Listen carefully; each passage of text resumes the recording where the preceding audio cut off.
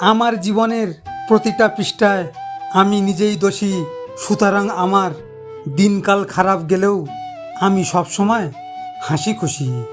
নিজেকে পরিবর্তনের প্রথম ধাপ নিজের রাগ কন্ট্রোল রাখা। দিন শেষে কেউ ভালো থাকে, কেউ আবার ভালো থাকার অভিনয় করে থাকে।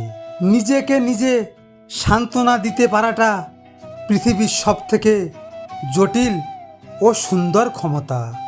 উত্তম মানুষ তারাই যাদের কারণে অন্যর মুখে হাসি ফুটে। ছোট্ট ছিলাম, সব ভুলে যেতাম, সবাই বলতো মনে রাখতে শেখো। বড় হলাম, কিছুই ভুলি না, এখন সবাই বলে ভুলে যেতে শেখো। গরিব হতে পারি কিন্তু ঠকাতে পারি না, কারণ মানুষকে ভালোবাসাটা আমার মা বাবা আমাকে শিখিয়েছে। সবাই বলে তোর পাশে সব সময় আছি, কিন্তু বিপদে কাউকে পাশে পাওয়া যায় না। হাসির আড়ালে কান্না লুকানো মানুষগুলোর হাসিটা একটু বেশি সুন্দর হয়।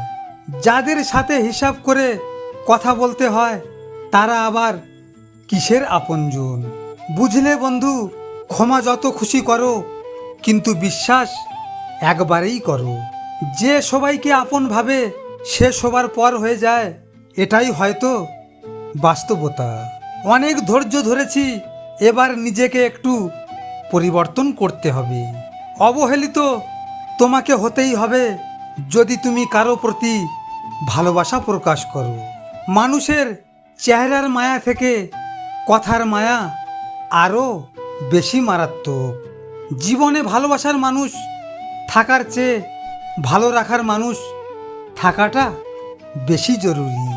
জীবনের এক পর্যায়ে এসে দেখবেন আপনি যাদেরকে অতি আপন ও প্রিয় মানুষ ভাবতেন, সময়ের ব্যবধানে তারাও আপনাকে একা করে আপনার থেকে দূরে চলে যাবে।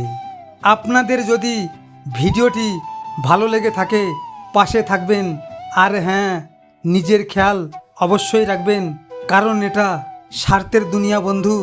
এখানে নিজের খেয়াল নিজেকে রাখতে হয়, অন্য কেউ রাখবে না। দেখা হচ্ছে পরের ভিডিওতে। ভালো থাকবেন, সুস্থ থাকবেন।